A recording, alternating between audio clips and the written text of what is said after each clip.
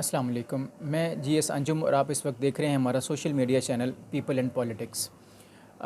आज एक बहुत इम्पॉर्टेंट मौजू जिस पे हम बात करने जा रहे हैं और वो 2 दिन से मीडिया की ज़ीनत है और पूरे पाकिस्तान के अंदर और पूरे वर्ल्ड के अंदर दुनिया ने देखा कि हमारे एक साबिक़ वज़ीर आज़म और मौजूदा एक सियासी जमात के लीडर जनाब मोहतरम इमरान ख़ान साहब ने किस तरह से दुनिया को बेवकूफ़ बनाया। और पाकिस्तान की आवाम को वो बेवकूफ़ तो वो बनाते ही रहते हैं, लेकिन दुनिया को किस तरह से एक मैसेज दिया। उनका एक अच्छा भला एक इमेज जो दुनिया के अंदर बिल्ड हो चुका था कि वो एक मुस्लिम लीडर के तौर पे वर्ल्ड में एक रिकॉग्निशन उनको मिल रही थी, उस पर उन्होंने ख़ुद ही पानी फेर दिया है। और आपने इस तरह के किरदार से और इस तरह की बातें जो उनकी सामने आ रही हैं उससे पूरी दुनिया में उनकी जगहंसाई हुई है। और स्पेशली दुश्मन कुव्वतें जो उनके ऊपर ट्रस्ट करके बैठी हुई थी वो एक मतलब ठीक ठाक उनको धचका लगा है। बल्कि उनके लिए तो एक मुद्दा तैयार है, वो तो वैसे भी जब चाहें उस पर इन्वेस्ट करेंगे, दोबारा से उसको खड़ा कर लेंगी। लेकिन स्पेशली पाकिस्तान की आवाम के साथ जो धोखाधही हुई है, जो धोखा हुआ है और हुकूमत के साथ जिस तरह से उसको बदनाम किया गया और पाकिस्तानी इदारों को जिस तरह से निशाना बनाया गया। नाज़रीन, आप जानते हैं कि अप्रैल 10 से लेकर आज तक के दिनों में इमरान ख़ान साहब ने क्या क्या बयानिया इख्तियार किया है, स्पेशली इदारों के ख़िलाफ़, पाकिस्तानी इदारों के ख़िलाफ़ पाकिस्तानी अवाम को किस तरह से बेवकूफ़ बनाया। और तो और मुख्तलिफ़ जलसों में धड़ल्ले से जाके ये बताया जी कि मेरे साथ ये हुआ है और इसके पीछे अमेरिका ने ये किया है, फ़लाँ ने ये किया है। अब जो बातें डोनाल्ड ब्लूम ने कही हैं कल के दिन में, उससे जब सहाफ़ी ने सवाल किया कि क्या आपने ये इमरान ख़ान साहब की हुकूमत को गिराने में कोई किरदार था आप लोगों का, तो उन्होंने कहा जी कि एब्सोल्युटली नॉट, हमारा इसके अंदर कोई ताल्लुक़ नहीं, कोई किरदार नहीं था। ये इमरान ख़ान साहब ने जिस तरह से स्टोरी घड़ी है वो कल की ऑडियो लीक के अंदर वो सामने आ चुकी है और आज के अखबारात भरे हुए हैं कि जनाब इमरान ख़ान साहब कह रहे हैं अपने प्रिंसिपल सेक्रेटरी साहब को भी और बाकी काबीना जो उस वक्त असद उमर, फ़वाद और ये सारे लोग थे कि जनाब कोई बंदा भी अमेरिका का नाम नहीं लेगा। एक ख़त बनवाएं, उसको सामने लेके आते हैं और वो सेक्रेटरी को कहते हैं जी कि इसकी आप एक कॉपी बनवा लें, वो रखें। और दूसरा इसको एक ट्रांसक्रिप्ट था जिसको एक लेटर का नाम दे के आवाम को समझाया गया और किसी को कहा जी कि अमेरिका का इसमें नाम नहीं लेना, लेकिन ख़ुद ही वो जिसे कहते हैं गीदड़ को जब मौत आती है तो शहर का रुख करता है, तो उन्होंने ख़ुद ही अवाम में जब अमेरिका का नाम उछाल दिया तो फिर वहाँ से ये बात निकल गई। तो एक अच्छे भले जो ताल्लुकात उनके इस्टेब्लिशमेंट के साथ थे, जो अमेरिकन लॉबीज़ के साथ थी, वो सारी की सारी यू टर्न हो गया वहाँ पे। तो ख़ान साहब आप ये चीज़ नोट फरमा लें जनाब, हमारी एक आज़ाना इल्तमास है कि जनाब आली आप एक अच्छे भले मेहनत के बाद इस मकाम तक पहुँचे थे और बड़ी आपने तगो-दो की है सियासत के अंदर, आलमोस्ट 25 साल आपने लगाए होंगे। उसके नतीजे में आप ये क्या शख्सियत सामने लेके आ गए हैं? आप पाकिस्तानी अवाम को कब तक बेवकूफ़ बनाएंगे और स्पेशली इस्टेब्लिशमेंट इदारों को अब कब तक किस तरह बेवकूफ़ समझेंगे? जनाब, बेवकूफ़ इदारे नहीं हैं, बेवकूफ़ी आपने की है, आपकी काबीना ने की है और उस पर जो दिफ़ा किया जा रहा है, हैरान हैं हम सब लोग। ठीक है, उन लड़कों की ड्यूटी है अपनी, ये फवाद चौधरी, फ़ारूक हबीब हो गया, असद उमर, इनकी अपनी ड्यूटी है, वो पीटीआई की दिफ़ा में वो काम कर रहे हैं, उन्होंने अपनी सीट बचानी है।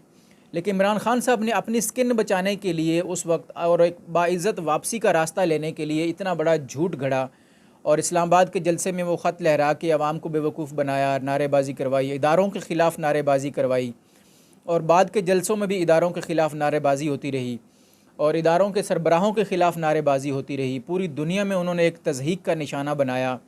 तो ये कहाँ का इंसाफ़ है यार? आप तहरीक इंसाफ़ हैं और आप इंसाफ़ करें अपनी ज़ात के साथ, अपना अकाउंटेबिलिटी करें और आप देखें कि आप कहाँ खड़े हैं। क्या आवाम को इसी तरह बेवकूफ़ बना के आप दोबारा इक़्तिदार की राहें देख रहे हैं? तो जनाब मोहतरम, आप भूल गए हैं शायद कि आवाम इतनी ज़्यादा अब बेवकूफ़ नहीं बनाई जा सकती। मीडिया के इस तेज़ रफ्तार तरक्की के दौर में और सोशल मीडिया के दौर में, ठीक है, आपने झूठ गढ़ने के लिए भी पीछे बहुत सारे झूठे बिठाए हुए हैं और कई झूठे मीडिया पे आके आपके उस झूठ का दिफ़ा करते हैं, लेकिन खुदारा आपने कल को अल्लाह को भी जान देनी है, अल्लाह और उसके रसूल के सामने आपने खड़ा होना है। और इय्याक नअबुदु व इय्याक नस्तईन जब आप पढ़ते हैं और फिर उसी आयत की छतरी में आप खड़े होकर उसी आयत का ख़िलाफ़ कर देते हैं, आप उस आयत के मानों को समझ के उसके ख़िलाफ़ बातें कर देते हैं और फिर इतना बड़ा ज़िक्र पाक का सहारा लेकर, इस्लामी टच देकर आप लोगों को बेवकूफ़ तो बना लेंगे, लेकिन अल्लाह और उसके रसूल की बारगाह में आप क्या जवाब देंगे? आप ये बताइए। मोहम्मद अली साहब जो आपके वो पार्लियामेंटेरियन हैं, वो आपका बड़ा दिफ़ा करते हुए बड़े इस्लामी उसकी तरफ चले जाते हैं कि हम अल्लाह पाक को क्या जवाब देंगे अगर हमने इमरान ख़ान का साथ नहीं दिया और पीटीआई का साथ नहीं दिया। तो जनाब मोहतरम अब साथ दे के बताएं ना कि इतने खुले झूठे लीडर को अगर आप दिफ़ा करेंगे तो कल को आपने भी रब ताला को जान देनी, उसके सामने आप खड़े होंगे तो आप पाकिस्तानी अवाम का बोझ सारा आपके कंधों पे होगा। तो आप किस तरह से क्लैरिटी देंगे वहाँ पे? Number 1 thing. नंबर 2, पूरी दुनिया के अंदर पाकिस्तान की जगह हंसाई जिस तरह से आप लोगों ने की है, क्या ये पाकिस्तान का वक़ार बेहतर करने की यही स्ट्रेटजी आपके पास है? इसी तरह कि आप ओछे हथकंडे इस्तेमाल करके मुल्क को बदनाम करते हुए और आवाम को बेवकूफ़ बनाते हुए हुकूमत में आना चाहते हैं? आपके पल्ले अब रह ही क्या गया है? आप किस बेस पे और किस मुंह से सियासत कर रहे हैं? सिर्फ़ एक नुकाती एजेंडा है आपका, और वो ये है कि आपके जितने मुखालिफ हैं वो सब चोर हैं, वो डाकू हैं, वो लुटेरे हैं, और आप एक नेक और पारसा आदमी हैं क्योंकि आप तस्बीह हाथ में लेके इस्लामी टच देते हैं।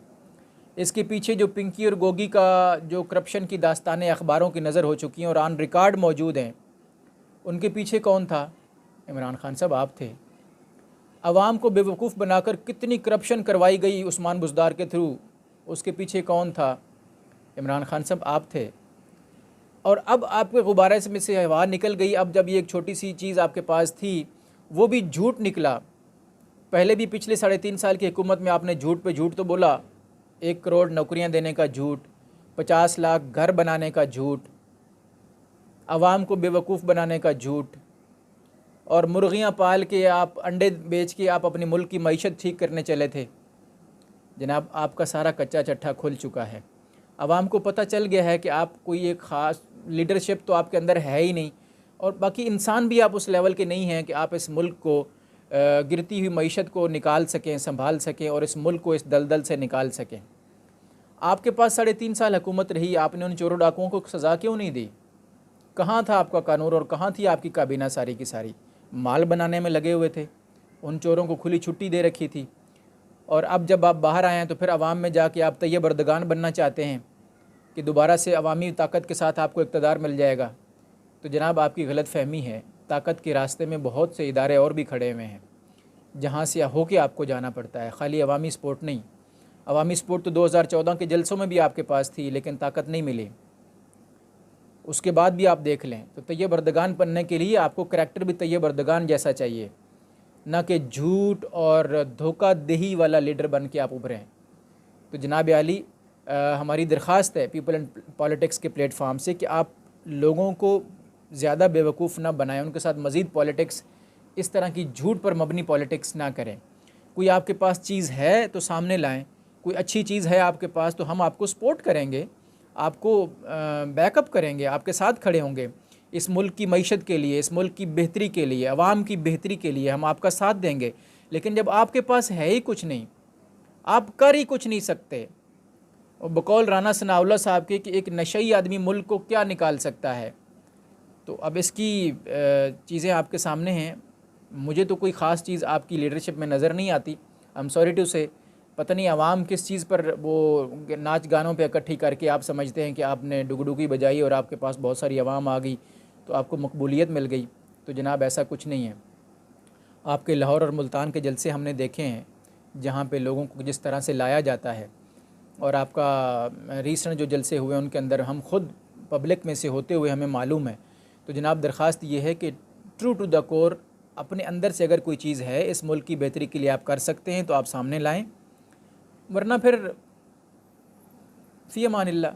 आपकी सियासत से के गुब्बारे से जिस तरह से हवा निकली है अभी, मेरा नहीं ख्याल कि फ़्यूचर में आपको कोई पार्लियामेंट की राहदारियों में आने देगा। अगर आएंगे भी तो आपकी पार्टी टूट चुकी होगी, अपोजिशन में बैठे होंगे, और इसी तरह मज़ीद 5 साल अगली हुकूमत पर आप कीचड़ उछालते रहेंगे, उनको चोर डाकू कहते रहेंगे और सर मारेंगे अपना भी और अपने साथ मुंतखब होने वाले नुमाइंदों का भी। तो कुछ अभी से ख्याल कर लें, अच्छी चीज़ों के पास आएँ, एक स्टेप बैक कर लें, अपने गुनाहों से माफ़ी मांगें, अवाम के सामने माफ़ी मांगें। तो शाखाना रेफरेंस, दहशत गर्दी, ये सारी चीज़ें आप पर पड़ी हुई हैं, पिंकी गोगी की करप्शन, ये सब चीज़ें ओपन हैं। अवाम से माफ़ी मांगें और एक नई स्ट्रेटजी के साथ सामने आएँ, कुछ नई हकीकत चीज़ें लाएँ सामने, पाकिस्तान को सपोर्ट करने का काम करें। अभी सैलाब के अंदर आपकी प्रेजेंस ज़ीरो है। आप जब एक दफ़ा सखर गए तो वहाँ एक बंदे ने सवाल किया कि जनाब जब सखर डूब रहा था तो आप कहाँ थे, तो आप वहाँ से भाग खड़े हुए हो, आपने उस बंदे का जवाब नहीं दिया। आप भी हाई कोर्ट के अंदर जब सहाफ़ी सवाल करते हैं तो आप उन सहाफ़ियों का मुँह देखते रह जाते, उनका सवाल का जवाब नहीं दे सकते, क्योंकि आपके पास कुछ बोलने का है ही नहीं, आपके पास कुछ सीधी बात करना तो है ही नहीं, आपने खाली इल्ज़ाम तराशी करनी दूसरों पर, और वो सुन सुन के लोग थक चुके हैं। तो जनाब अली कुछ हकीकत पर मबनी काम करें। सैलाब ज़दा इलाकों पर के नाम पर आपने 3 दफ़ा टेलीथॉन किया और 10 अरब रुपया आपको कहा गया आपको मिलेगा, जिस पर सानिया निश्तर साहबा ने आपको बता चुकी हैं कि 3 अरब से ज़ायद जमा हो चुका है। तो वो पैसा आप किधर लेके जा रहे हैं? सैलाब ज़दा इलाकों के साथ भी आप सियासत कर रहे हैं और उनके नाम पर पैसा कमा के खा पी जाएंगे आप लोग, जिस तरह हुकूमत में रह के आप लोगों ने पहले किया है। यार खुदा का खौफ करें। ये इय्या का नाबुदु व इय्या का नस्ताईन पढ़ के इसी का कुछ अमल करके आप सीधे हो जाएं। जिस पीर ने आपको ये तस्बीह दी है उस पीर से ये भी पूछ लें कि जनाब अब मेरे लिए क्या हुक्म है, मैं किस तरह से अपने आप को दोबारा रिजुविनेट कर सकता हूँ, किस तरह से सामने ला सकता हूँ। हर मौके पर आप फेल हो चुके हैं, हर मौके पर, हर जगह पर आप फेल हैं।